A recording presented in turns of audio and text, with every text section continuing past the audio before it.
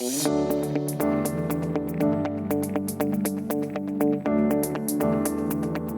I'm Denene Erasmus. In this series, which Farmers Weekly is doing in collaboration with the Maize Trust, we are speaking to some of the key role players that provide insights, data, research and information to the agricultural sector, and specifically to the grain industries in our country. With me is Professor Ferdi Meyer. He is the Director of the Bureau for Food and Agricultural Policy. Hello Ferdi, and thanks for joining me. Thanks Denene, good to be here. So the Bureau for Food and Agricultural Policy, or BFAB as we refer to it mostly, when was this institution created, and what was originally the idea behind BFAB? Yeah, that's always a good history and good to talk about it. Denene, it started off with this. There were three main groupings, and academia, private sector and public sector, and the idea was really from the start to create this network of a think tank of people providing inputs, data, resources, skills into a space where South Africa was really at that time, I would say, almost lagging behind what international institutions were doing. If we think about, your World Trade Organization analyses, we didn't have the models, we didn't have this integrated simulation approach to understand what impact would be of exogenous factors on our industry. So that really brought this grouping together. So it was just at the right time that we sat down and we said, this can be done. We can create this platform, and that's where also the Maize Trust started playing a very important role. So one of your flagship products that you put out to the market every year is the baseline agricultural outlook. And what role does this play in the larger agricultural sector? And maybe just explain to us the information contained in this baseline. What does it usually consist of, and who does it inform? Sure. So that was one of our initial products. You're absolutely right. It remains a key product, and it essentially gives us a good view of what your supply and demand, trade and prices. What does the sector look like? What are the trends, in which direction is the sector moving? And especially if you can have a look at the past 10 years and the next 10 years, and you can anticipate, you understand what are the key drivers behind the sector. And that helps us to provide a lens of where growth areas are, where opportunities, but also where there are industries in the distress. And you can anticipate, and that's where the strategic discussions, whether that's in the policy space or the business cases, where we're actually operating in both spaces. So BFAP does work, sometimes we refer to almost like a schizophrenic behavior. We always say we want to maintain the accuracy of academia, we want to maintain the speed of private sector, and then the general service to the industry at large in the policy space. Because we know we need good policy making, we need a favorable environment for private sector to invest, because through investment we drive that growth. So just to come back to that baseline, that's a function to inform this larger picture, and that's why it's also out in the public domain for people to digest, whether you're in private sector or you're in the public domain, the policy space. That we provide a platform where we can debate this. We always say it's not a crystal ball.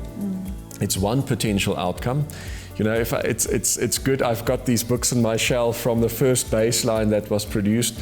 We actually did a electronic one in 2003, and the first publication was 2004. A little booklet, and we look back, and now you can nicely see those figures. You can say, in some years, and especially what was interesting, the exchange rate. What would you think would be the exchange rate in 10 years from now? That's a difficult one to project. And we've been through these cycles, but generally we have seen this depreciation. So how far you will depreciate over time. So it's not a crystal ball. It's saying, given these external drivers, these are potential futures for these various industries. So over the years, initially the Maize Trust invested in the system together with other private sector players. Academia brought a lot of the research, public sector was involved in terms of databases, etc.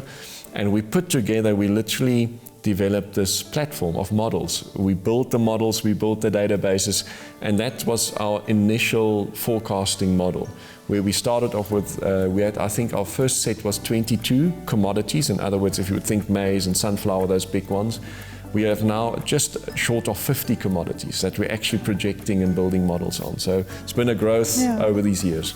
So BFAP has grown to include a lot more researchers on its team over the last couple of years. At the moment, what drives and sort of helps you decide what you are going to focus on in your research and what the topics are that you're going to look at? Yeah, so that's it. It's also linked to the type of investments that you have. And Maize Trust is a good example, where initially, a lot of times, if you anticipate where the market is going and where there's a big need, where's there a big gap, that's where funding like Maize Trust helps a lot, because it's almost like the blue sky type of research that you can fund through these type of investments, where you can take a bit of a step back. And it's not like with private sector, you need to focus very much on your client and in your deliverable of very specific questions that they have, whether these are investment questions, whereas in the Maize Trust type of funding or grant funding from donors, you actually can take a step back and you're building a bigger platform of models. And this is where your anticipation for where the gaps are and where the trends will be. So that there were two investments that the Maize Trust made in the BFAP group. And the second investment came with this IVIS, the Integrated Value Information System, that we wrote the proposal in 2013-14, again, to some private sector players that were thinking about an integrated platform, and it's the digital world. It's saying we have to work towards a web-based system. People want to log on. They want to see a dashboard. They want to understand their graphs to be interactive. They want to capture their data of their development farmers or their transformation project, capture that, package it, create insights on it, and present it on a nice dashboard. The CEO wants to log in. The data must be safe. And we wrote that that was our next big step, in anticipating this is the direction. And accordingly, we managed to generate funding out of it. So Denene, whereas initially we started with a bunch of ag economists, we now, in the last, let's say 5-6 years, we've employed data scientists, engineering, industrial engineering, mechanical engineering, so people that are more working in processes, IT, and then obviously your natural resources, your geoinformatics. And there's also, it seems to me, a lot more focus on the consumer side. Yeah, exactly. So just understanding this whole end-to-end approach of a value chain. So that was, from the start we had a consumer and a commodity section, but building the supply chain in the middle and understanding the agro-processing, that's a lot of that work that we've developed in the last 3-4 years. And so over the last decade or so, do you think that with BFAB there and together with all of the other research institutions, has South Africa caught up in terms of, if we have to compare ourselves to sort of the large agricultural nations like the US or Brazil or some of the EU countries, the access that our farmers and that our industry has to information and data, does it compare with those countries, or are there still large gaps?